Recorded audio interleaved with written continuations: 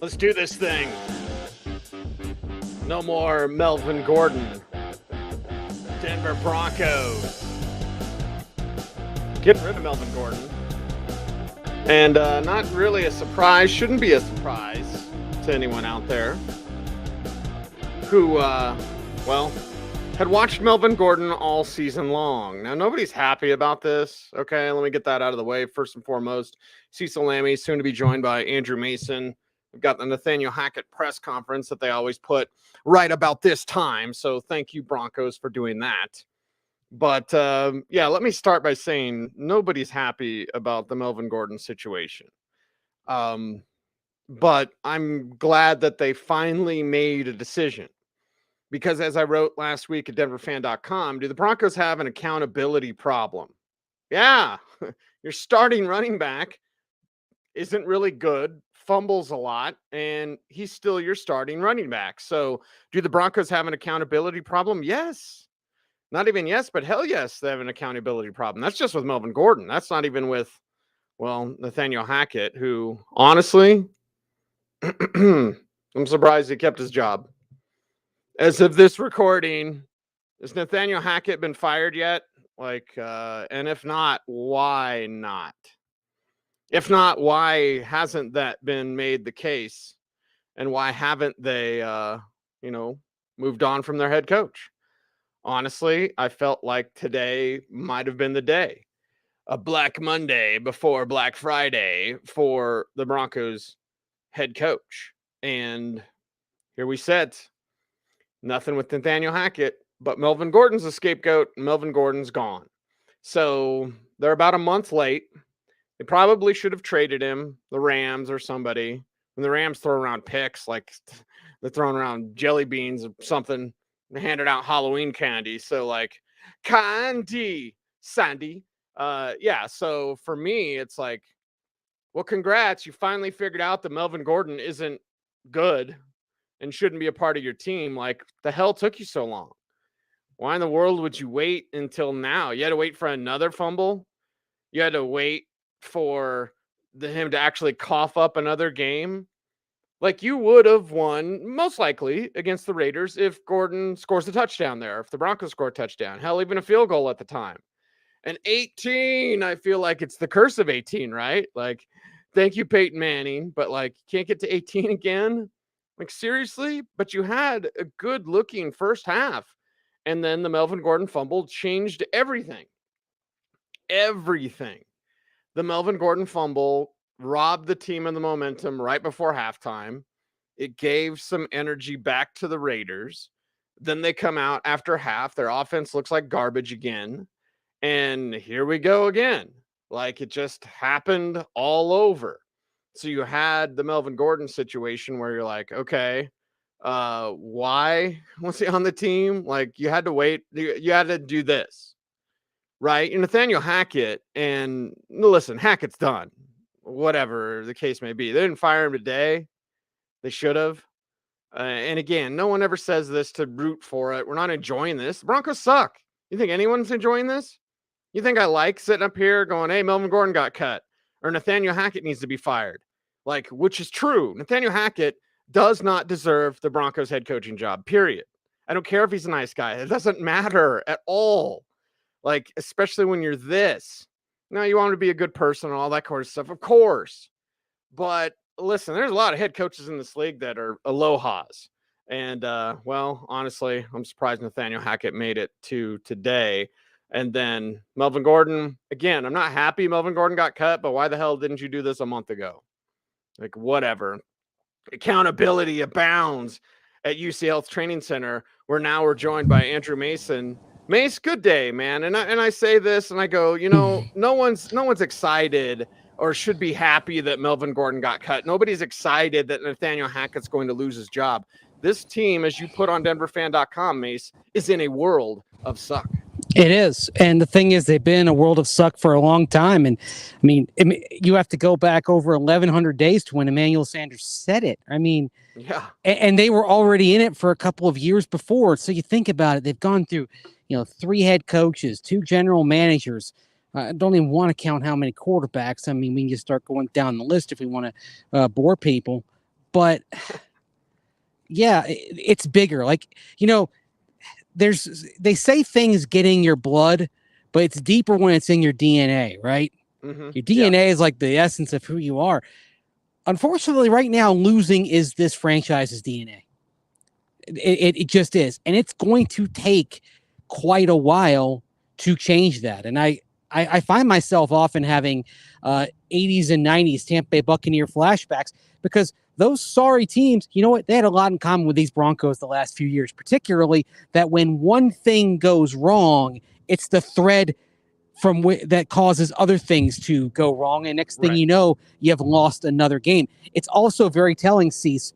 This team has 3 wins this year, and 2 of them are basically over teams that are in the same boat as the Broncos. And talk about the Texans and the Jaguars.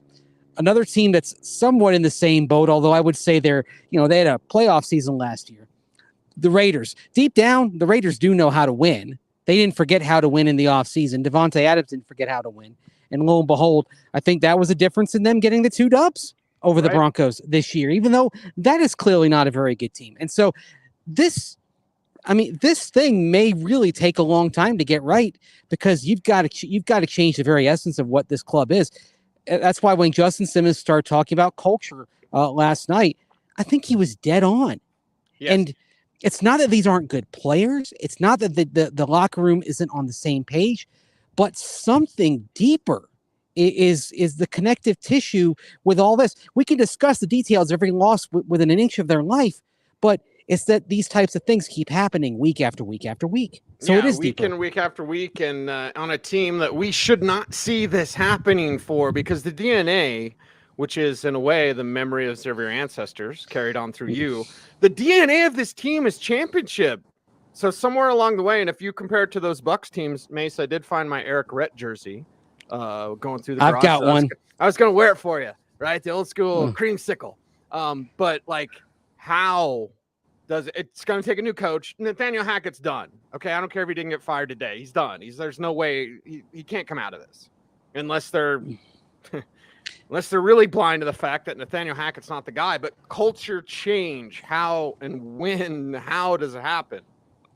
I mean, part of it does start with it's not just one win. One win isn't going to fix that. It's going to take multiple wins, and it's going to quality wins. I mean, because you can look back over the last few years. I mean, look at that win in Houston back in 2019, Drew Lock's second start, right? I mean, that was nice, but it's got to be more than that. You thought that maybe the comeback against the Chargers in 2020 in the fourth quarter, maybe that was the start of something. They go down to Atlanta next week and they get whooped. It's going to take something deeper and more profound. And it's also, if they move on from Nathaniel Hackett, and believe me, I agree with you, we don't take any joy in this. Nathaniel Hackett is a genuinely nice person. He's as good a human being as has ever been in that role as head coach for the Denver Broncos.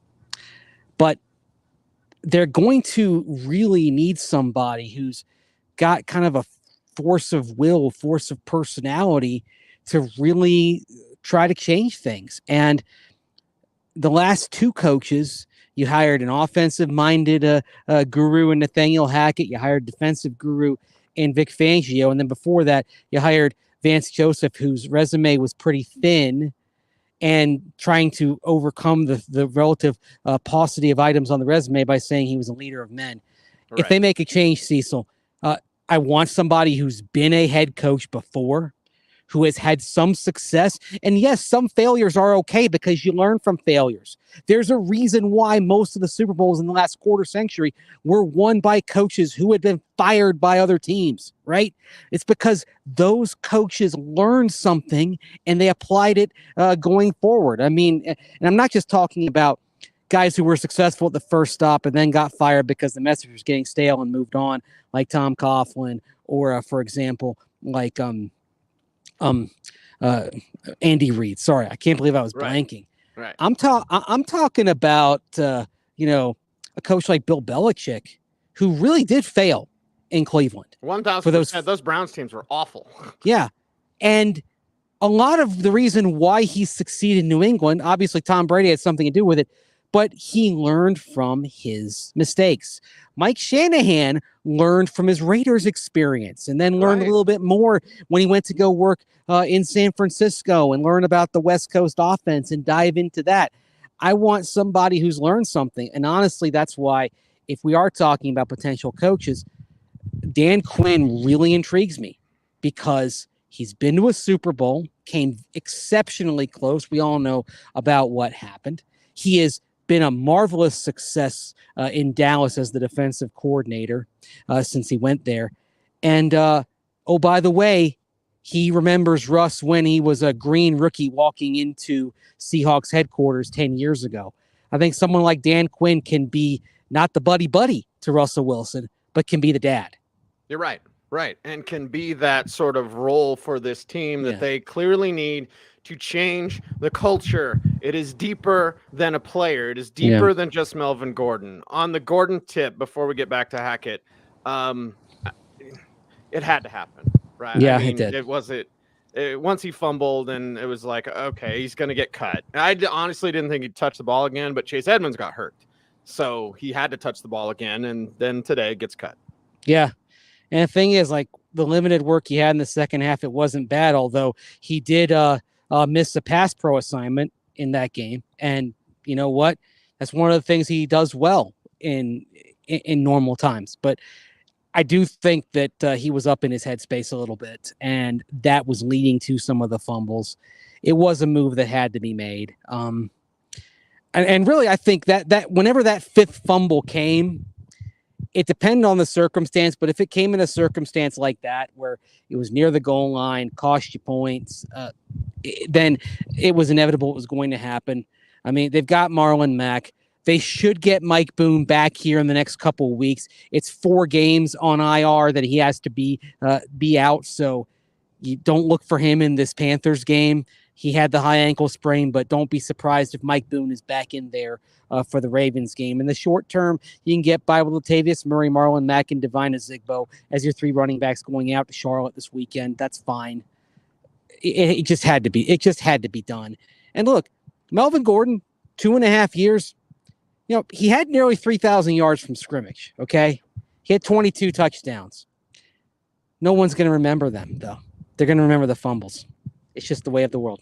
Right. Just the way of the world. And that's the way that everyone's going to remember Melvin Gordon now without the Denver Broncos. Edward asks, why do you think Hackett isn't relieved yet? Are you surprised that didn't happen today? Because I thought maybe we'd see a double up. When the release of Gordon came down at that point, I thought, okay, they're not going to make a move. I honestly last night thought it was more likely than not that he stayed. And there are a few reasons for that. Number one, what do you really gain out of a coaching change once you're 3-7? I think that's something that comes into play. Another is that by changing the play caller, I think realistically he bought himself a little bit of time. Would I be surprised if a coaching change happens at some point in the future? No. And in fact, before this week, I said, if they lost to both Carolina and the Raiders, that it'd probably be time to move on. So we'll see. I think if anything happens, it happens maybe mid-December with about 4 games to go. Like if they go if they go 1-2 in the next 3, and they're sitting there at 4-9 with 4 to go, they've clinched a losing record. I think that's when I could see it happening. Yeah, I could see it happening then as well. And then we'll see what the Broncos do after that. So the Raiders game, it's over. And Mace, I'm just kind of over being mad about stuff. I want to look towards next year. Mm-hmm. I want to look towards being able to, promote whatever picks they're going to have. I want to see stuff for next year. Like, I think that's what the rest of the season should be for. And hopefully we get some positive news or information from these, next 7 games. Yeah. 7 games. Let's start finding out about players and what their roles can be. And you know what? That's going to mean some bumps. And I would say particularly on the defensive side, which by and large has been excellent. It's shown an unusual unfortunate proclivity to give up big plays in the last few weeks, and in both the Titans game and the Raiders game, gave up touchdowns or gave up scores in 2 minutes because he had a touchdown in Tennessee and the field goal drive there at the end of regulation on Sunday. So I would like to see some young players play more, knowing that you might be sacrificing some proficiency in the short term. I mean, for example, I think it's a good opportunity to get Nick Bonito plenty of reps here. Yes. To start finding out about him, especially Randy Gregory's now day-to-day, but they say they're going to be cautious with him.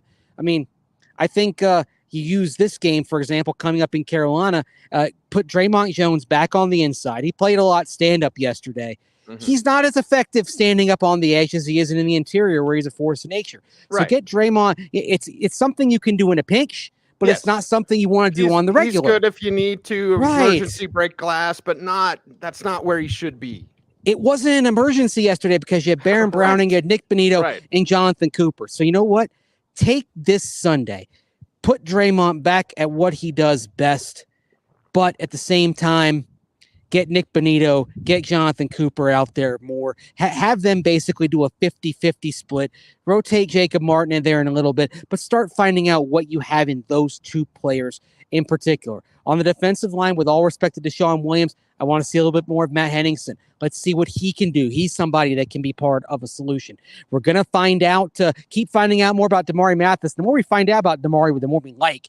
And if the Broncos had won, we'd be talking about that pass deflection there on the Raiders' next to last drive in regulation as a signature play. Okay, so let's be positive. Damari Mathis looks like he's going to be a really good CB2 playing opposite of Pat Surtain. Didn't he turn around after that first game? And you and I told everybody, just be patient, man. Yes. Be patient. He's a physical, aggressive player. And my God, the kid looks fantastic.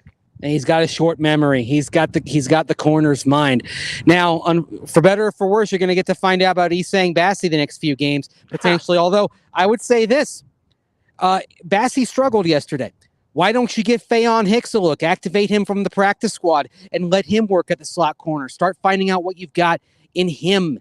And I'd say on the offensive line, if Graham Glasgow gets hurt, then you give a long audition to Luke Wattenberg going forward. I want to see more of Kendall Hinton. Why can't you use Kendall Hinton as a slot receiver on the regular once you get Jerry Jeudy back?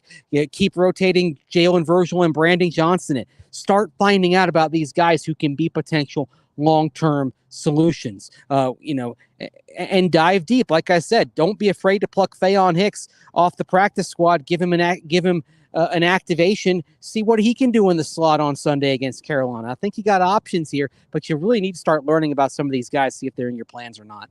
Hell, I'd go back to the XFL and pluck Parnell Motley from the whatever team he's on. Was it like 18 former Broncos in the XFL? I was going to write about it, Mace, but I was waiting for Hackett to get fired today.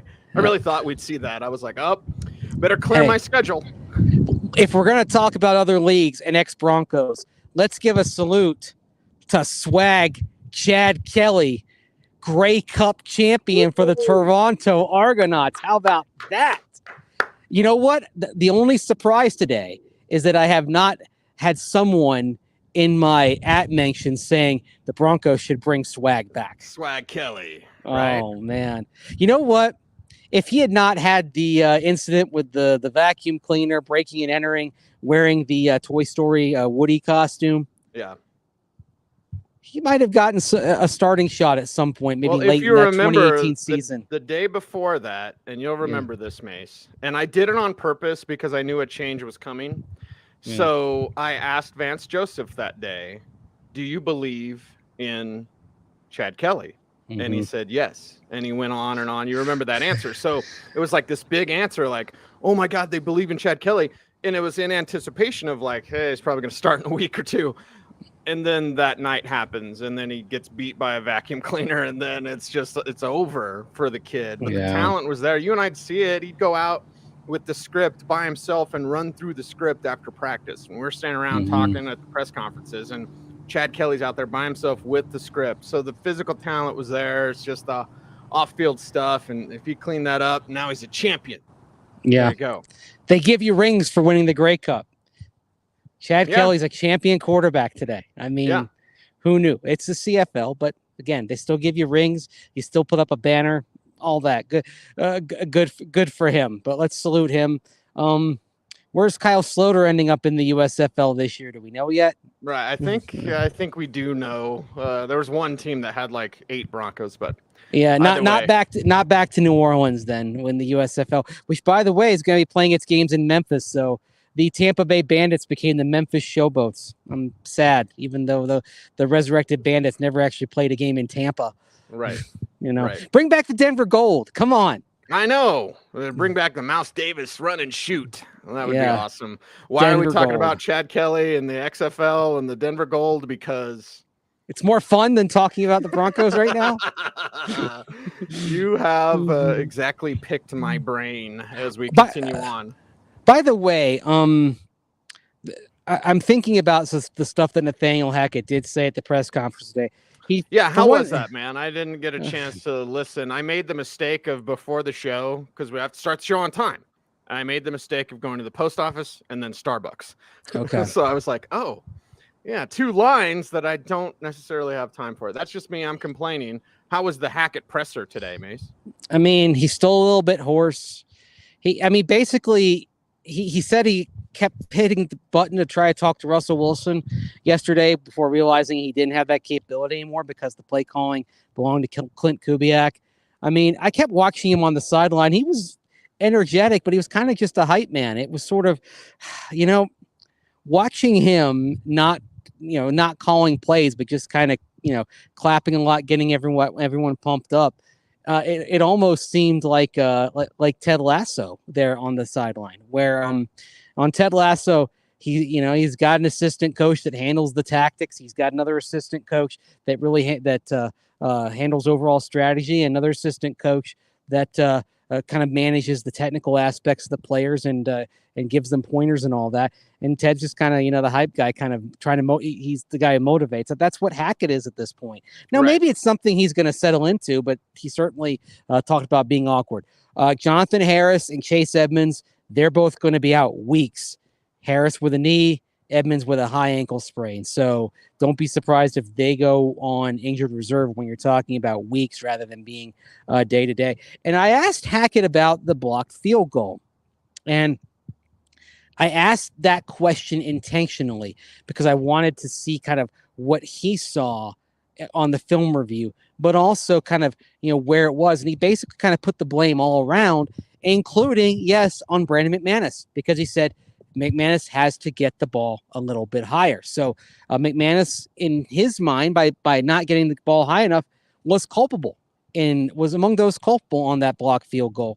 And just kind of illuminates some other points when talking about the special teams and talking about McManus and the season that he's had. I mean, he's still a very accurate kicker, but there have been some breakdowns in the kicking phase. Some on him, some not on him. Right. But that answer told me that at least in the coach's eyes, that McManus doesn't escape scrutiny on that block field goal. All right, it's Orange and Blue today. It's Cecil, Lammey, it is Andrew Mason every day, Monday through Friday at 3:30 p.m. Mountain. Although this week, because of Thanksgiving, Mace, we're going to actually get we'll get a couple days off of the show, but we'll still be out there. They haven't released the schedule, but I guarantee you we'll be out there on Thursday. There was something dropped on the schedule from Nathaniel Hackett. Really? Yes. Thursday is now the day off this week that they're going to do. They're going to be in Tuesday. The players are going to be in Tuesday, Wednesday, and then back on Friday. So the first thing I thought, and this is me being maybe needlessly old school, is like there were a lot of great teams around here, coached by guys like Mike Shanahan, John Fox, Gary Kubiak with a Super Bowl winning team. And I've been out here at practice on a heck of a lot of Thanksgivings. I spent Christmas covering with Peyton good Manning teams and you the one year. Yes. Like it's what you do. Yeah, this is the business we chose, and the business that we all chose is being out here. So I get it on a human level. It's just interesting to me that it's this 3-7 team that gets the reward of getting a day off on Thanksgiving when some great Broncos teams on Thanksgiving kept with the schedule, and we're out here practicing, or we're out here on Christmas Day practicing. Just saying. It's interesting. Yeah, that's the way it goes. That's the way it is here in Broncos country. Orange and Blue today. We'll be here for you this week, Monday, Tuesday, Wednesday, and then off on Thursday, Friday as the Broncos prepare for the Panthers. And Vegas is choosing the Broncos. Yeah, okay, Vegas. I see you. Well, Carolina's kind of all over the place, and there's questions about who's going to be the quarterback. This may just make it Sam Darnold. It may be Sam Darnold for this game, Cecil. And that's interesting because Sam Darnold has actually played pretty well against the Broncos. The Jets won once when Darnold started, thanks not only to a strong running game, but also Darnold hitting Robbie Anderson over the top. You recall that game in 2018. But then in 2020, in the pandemic year, game at the Meadowlands at MetLife Stadium, the Jets put up 28 points, lost to the Broncos and put up 37. Remember, that was the game where Sam Darnold took off and ran for about a 50-yard touchdown, right? So it's interesting that they would start Darnold, and I wonder if one of the impeti, if that's the plural of impetus, for this is that he has played pretty well against the Broncos. One of my favorite words, impetus.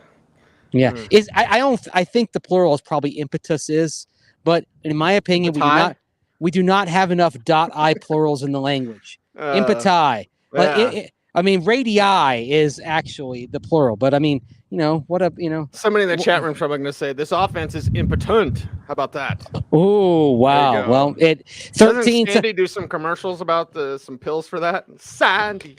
Yeah, there's a pill for everything, but there's not a pill for this offense because it's only got 13 touchdowns in 10 games. I wish there was a little blue pill for the Broncos offense. Maybe the little blue pill is going up against a Panthers defense that had struggled but played really well yesterday against Baltimore. I mean, yesterday was kind of the opposite of a typical Panthers game because the problems were offensive rather than defensive. I mean, if you told the Panthers going into Sunday they would hold Baltimore to 13 points, I'm sure Steve Wilkes and everybody out in Charlotte would have told you, oh, that's going to be an upset. We're going to win. And it didn't work out that way. Did not work out that way. All right. We are here for you, Broncos country. It's a rough one, but we're here. He's Andrew Mason. I am Cecil Lammey. Orange and Blue today. Until next time, be safe, be kind, know that you are appreciated. And as I always ask you, please stay tuned and stay frosty.